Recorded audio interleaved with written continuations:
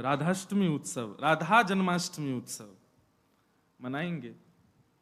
बंधुओं, शास्त्रों में बड़ी महिमा है किशोरी जी के। पद्म पुराण में तो इतनी सुंदर व्याख्या है किशोरी जी के जन्मोत्सव की।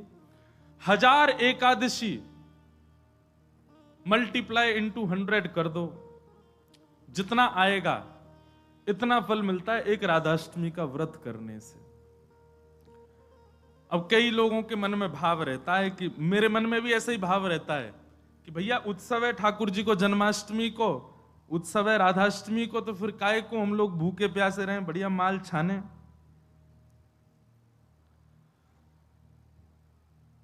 तो भाव तो रहता है, पर शास्त्रों में बड़ी महिमा है। व्रत करने का नियम मूलतः इस भाव से होता है कि भाई जब हम अन्न का सेवन नहीं करते हैं तो अन्न सेवन ना करने से आलस्य जाता है। अन्न सेवन ना करने से मस्तिष्क में, मन में नकारात्मक ऊर्जाएं नष्ट हो जाती हैं।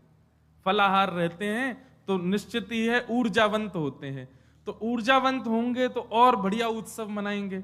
लेकिन बिल्कुल ही आहार ग्रहण नहीं करोगे तब तो फिर मतलब व्रत इसलिए करना है कि उत्सव में आपसे आपकी ऊर्जा पूरी लगे, आलस्य ना आवे, नकारात्मक भाव ना आवे, मन में कोई दुर्भाव ना आवे, इसलिए अन्न का त्याग किया जाता है। बाकी तो उत्सव में तो खूब पाओ धुआंधार, लेकिन व्रत करने से आपके उत्सव में बेहोशी आ रही है महाराज और बिना भोजन किए कुछ तो फिर उत्सव को भंग करने वाली बात हो जाएगी।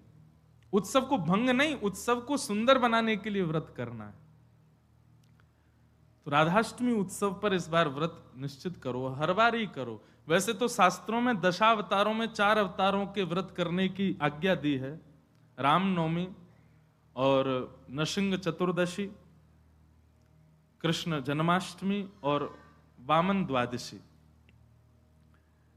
लेकिन जब हम रामकृष्ण उपासक हैं तो हमारे भाव में रामकृष्ण दो एक हैं, ये दोनों भी एक हैं और फिर इनकी आह्लादनी शक्तियां भी एक हैं।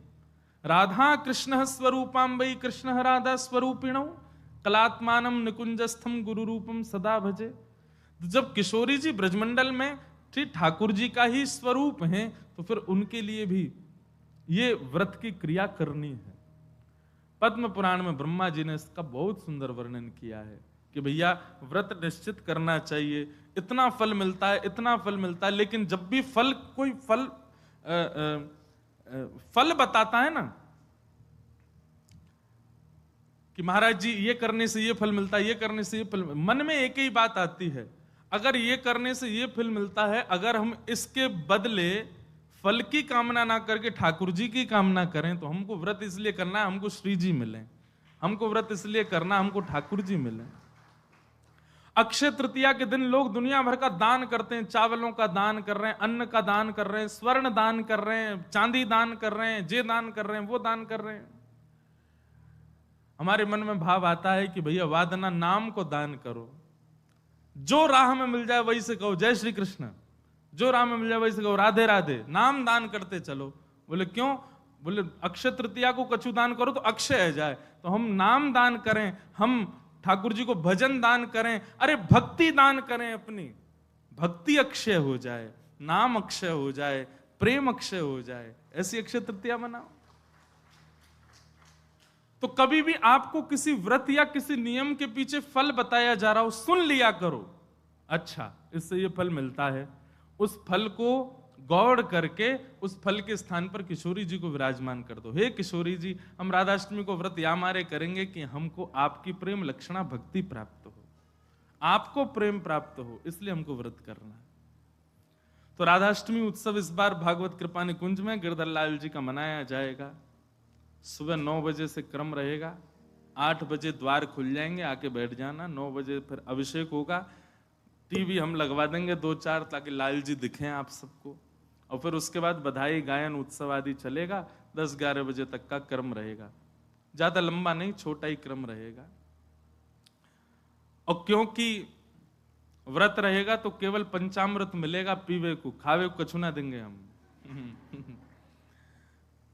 प्रसाद भी रहेगा, सब लोगों को थोड़ा थोड़ा प्रसाद बाहर ही मिल जाएगा। फिर उसके बाद राधा वल्लभ जी जाइयो, वहां पे ऊधम मचाइयो, बिहारी जी जाइए और सुनिए, राधाष्टमी को हमारे ब्रजमंडल के रसिक शिरोमणि स्वामी श्री हरदास जी का जन्मोत्सव है। फिर तटीय स्थान जाना, तटीय स्थान जाकर के स्वामी जी महाराज को प्रणाम करके आना, वहां पर खूब निधिवन राज जाना, निधिवन में जाके स्वामी जी को प्रणाम करके आना। राधाष्टमी का उत्सव तो जन्माष्टमी से भी बड़ा होता हमारे ब्रजमंडल में। तो ऐसे राधाष्टमी का भाव। अब कई लोग पूछ रहे हैं कैसे क्रम होना चाहिए, तो देखो ठाकुर जी का जन्मोत्सव मनाया जाता रात्रि 12 बजे, पर किशोरी जी जो हैं ये उदिया भाव से प्रकट हुई, मतलब सूर्य उदय जैसे ही सूर्य की प्रथम किरण पड़ी है पृथ्वी पर, बस हल्के हल्के सूर्य उदय हुआ, तभी किशोरी जी का प्रादुर्भाव हुआ। तो एक प्रकार से नहीं सुन लो, ताली बाद में बजा ले। सुबह 4:30 बजे, 4-4:30 बजे आप सबको, अगर घर में किशोरी जी विराज रही हैं स्वच्छंद भाव से, तो किशोरी जी को अभिषेक करना। वैसे हम तो दोनों उनको ही कर दें, जन्माष्टमी पे भी युगल सरकार घर के ठाकुर जी जो हैं युगल राधा कृष्ण उनको करें, और राधाष्टमी पर भी दोनों उनको ही करें। अगर घर में केवल लड्डू गोपाल विराज रहे, केवल ठाकुर जी मुरली मनोहर लाल जी विराज रहे, त्रिभंगलली ठाकुर जी, तो भी उनको अभिषेक करो, उन्हीं को ही श्री जी स्वरूपा मान करके उनको अभिषेक करो। वैसे तो नियम ऐसा है कि जन्माष्टमी और राधाष्टमी को रात्रि भर जागरण करो, रात भर उत्सव करो, रात भर नाचो गाओ आनंद करो, किशोरी जी को प्रादुर्भाव होगा। और किशोरी जी वास्तव में सेनावस्था में हो, कमल के पुष्प ले आओ और सुंदर सुंदर कमल के पुष्पन के बीच में किशोरी जी के श्री विग्रह को विराजमान रखो, वही में ही पौढ़ाओ, क्योंकि ऐसा भाव शास्त्र में है कि कमल के मध्य से ही किशोरी जी प्रकट भई। तो कमल मध्य में किशोरी जी को विराजमान करो, घर पे ठाकुर जी हैं तो ठाकुर जी को विराजमान रखो। और प्रातः काल 4 बजे है तो महाराज शंखनाद करो, बधाई गायन करो, सुंदर घंटे घड़ियाल नगाड़े आदि बजाओ, वाक्य बाद में दीप प्रज्वलन करके किशोरी जी को प्रादुर्भाव करो। फिर वाक्य बाद पंचामृत अभिषेक करो, पंचामृत अभिषेक करवे के बाद में सुंदर किशोरी जी को श्रृंगार करो, श्रृंगार करवे के बाद भोग धराओ, भोग धरा करके फिर किशोरी जी की आरती करो।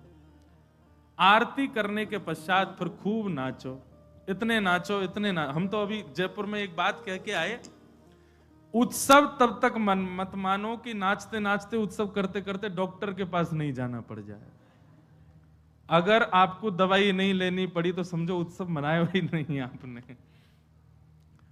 शादी ब्याह होता है घर में, तो लड़की का जो भाई होता है या लड़की के पिताजी, लड़की के मामा, लड़की पक्ष के, लड़का वाले तो ऊधम करें, लड़की वाले इनकी कमर कसे, उनके जेब में 2-4 दवाई पड़ी रहती है, सिर दर्द की, पेट दर्द की। क्यों, हमारी तो बड़ी 3 बहनें, तो उनको पता है वो एक दवाई रखी रहेगी, क्यों सिर दर्द हो रहा है, सो नहीं पा रहे हैं। तो तभी ब्याह माना जाता है जब पिता और भाई ये बिल्कुल श्रमित हो जाएं, तब लगता है हाँ ब्याह हुआ। श्रमित ही नहीं हुए तो क्या बात का ब्याह। ऐसे ही उत्सव में महाराज एक आनंद की बात करें, ये नहीं जबरदस्ती कि महाराज दवाई लेनी ही पड़ जाए। जब तक इतने श्रमित नहीं हो जाओ, इतने नहीं थक जाओ कि महाराज अब कुछ नहीं हो सकता हमसे, पस्त नहीं हो जाओ, तब तक नाचते ही रहो किशोरी जी के आगे, ठाकुर जी के आगे। खूब बढ़िया उत्सव करियो, खूब नाचियो, और फिर व्रत रखो पूरे दिन। किशोरी जी को खूब बढ़िया व्यंजन पवाओ, और पवा करके वो कोई को वितरण करो, कोई अपने काजे थोड़ा रख लो, दूसरे दिन जब नौमी लगे सोवा को पाओ प्रसाद रूप में, पर वाह दिन व्रत रखो। और भैया नहीं रुको जाए तो पालियो, चकाचक पाओ, बोले हमारी श्री जी को उत्सव है हम तो पाएंगे, तो पाओ, कोई दोष भी नहीं। व्रत ना करने से पाप नहीं लगता है, पर व्रत करने से पुण्य बहुत होता है हमको, लेकिन पुण्य की नहीं, हमको किशोरी जी की कामना है। तो इस प्रकार, और फिर एक नियम सुनो, या तो संभावना बने तो सहस्त्र कमल, 1000 कमल, और 1000 कमल की भावना नहीं बने तो 1000 कोई भी पुष्प, लेकिन सुगंधित होने चाहिए, बिना सुगंध वाले नहीं। मोगरा के हो जाएं, हार श्रृंगार के हो जाएं, गुलाब के हो जाएं, और यदि व्यवस्था बन जाए तो कमल 1000 हो जाएं, किशोरी जी के अभिषेक के बाद, आरती करने के बाद, सब आरती आदि पूजन किशोरी जी को भोग लगाने के बाद, फिर उसके बाद 1000 कमल से श्री चरणों की अर्चना करो। अब अर्चना में तो कई लोग ऐसा भाव रखेंगे कि राधा सहस्त्र नाम गाओ, राधा सहस्त्र नाम से 1000 कमल चढ़ाओ, पर हमारी भावना ऐसी, गोपाल सहस्त्र नाम से चढ़ाओ। गोपाल जी के नाम से एक एक कमल ठाकुर जी, क्योंकि भैया धन धन राधिका के चरण। किशोरी जी का अभिषेक करने के बाद, भोग लगाने के बाद, आरती करने के बाद सहस्त्र कमलों से गोपाल सहस्त्र नाम पाठ करके किशोरी जी को चढ़ाओ। और वैसे तो देखो भाव बहुत सारे हैं, पर मेरा भाव तो यह कि ठाकुर जी के नाम से किशोरी जी के श्री चरणन में पुष्प अर्पित करो। पर यदि राधा सहस्त्र नाम से भी करोगे तो कोई दोष नहीं, बल्कि किशोरी जी तो सब सखियों से कहती रहती हैं, बोले कि हमारे बीच में रहो तो राधा राधा नाम उच्चारण करते रहा करो। तो ललिता जी ने एक बार पूछी, बोले हे श्यामाजू, आपके निकुंज में बैठ करके राधा राधा क्यों बोले? आपको इतनो प्रिय अपनो ही नाम? बोले मोह को प्रिय ना है। तो बोले मेरे चित्त में श्याम सुंदर बैठे, उनको प्रिय है। तो राधा राधा आप उच्चारण करेंगे तब मेरे चित्त में विराजमान ठाकुर जी सुनेंगे तो उनको सुख मिलेगा, उनके सुख के लिए मेरो नाम गाओ। तो यदि राधा सहस्त्र नाम से भी अर्चना करो तो भी ठाकुर जी प्रसन्न होंगे, और गोपाल सहस्त्र नाम से करो तो श्री जी प्रसन्न होंगे। तो दोनों भाव से आपको जो बढ़िया लगे। और कई भगत तो ऐसे भी यहाँ बैठे हैं, वो तो 2000 कमल लाएंगे, पहले राधा सहस्त्र नाम फिर गोपाल सहस्त्र नाम, दोनों उनको प्रसन्न कर देंगे। तो इस प्रकार किशोरी जी का भाव रखना और फिर पूरे दिन बढ़िया उत्सव मनाना। यहीं आ जाना 9 बजे, फिर राधा वल्लभ जी जाना, तटिया स्थान जाना, पूरे दिना ब्रजमंडल को ही रखियो वादना। तो ब्रज तज और कोई भावना चित्त में आवे ही नहीं।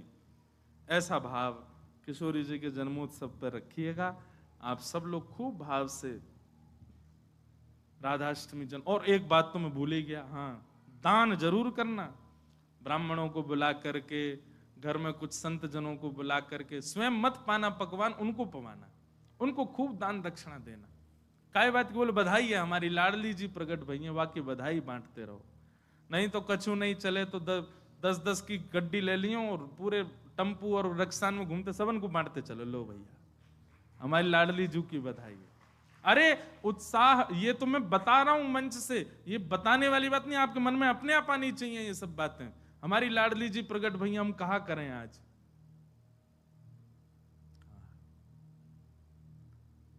सब मत हैं हमारे शास्त्रों में कि भैया ठाकुर जी से 1 वर्ष बड़ी हैं लाडली जी। कई भाव ऐसे बताए जाएं कि 1 साल बड़ी हैं, और कई भाव ऐसे बताए जाएं 15 दिन छोटी हैं। पर अधिकतर ब्रजवासी 15 दिन छोटी वारो भाव ही माने। लाडली जी नेक छोटी हैं लाडली ठाकुर जी से, क्योंकि हमने जब राधा रसामृत कथा करी नागपुर में, 2 बार कर चुके, वह कथा को तो सुख ही अलग है। कभी कभी मैं भी सुनता हूं, इतना आनंद मिलता है, सुख मिलता है किशोरी जी के चरित्र में। तो वहां एक प्रसंग सुनाया था मैंने कि जब किशोरी जी को प्रादुर्भाव भयो तो नंदरानी यशोदा भी आई हैं लाल जी को लेकर के। तो उससे ये बात प्रमाणित होती है कि ठाकुर जी को जन्म पहले भयो है, 15 दिन बाद किशोरी जी भई हैं। पर कई लोग अपनी कई भावनाओं को सिद्ध करने के लिए जबरदस्ती फिर इसी बात पे अड़े रहते, नहीं 1 साल बड़ी हैं लाडली जी, 1 साल बड़ी हैं किशोरी जी। कईयों को ब्याह करने होते हैं ना बड़ी से, तो कह देते राधा रानी भी तो बड़ी थी। देखो आप अपने निज कार्य में कुछ भी करो, पर जबरदस्ती लाडली जी ठाकुर जी को मत लाए कर।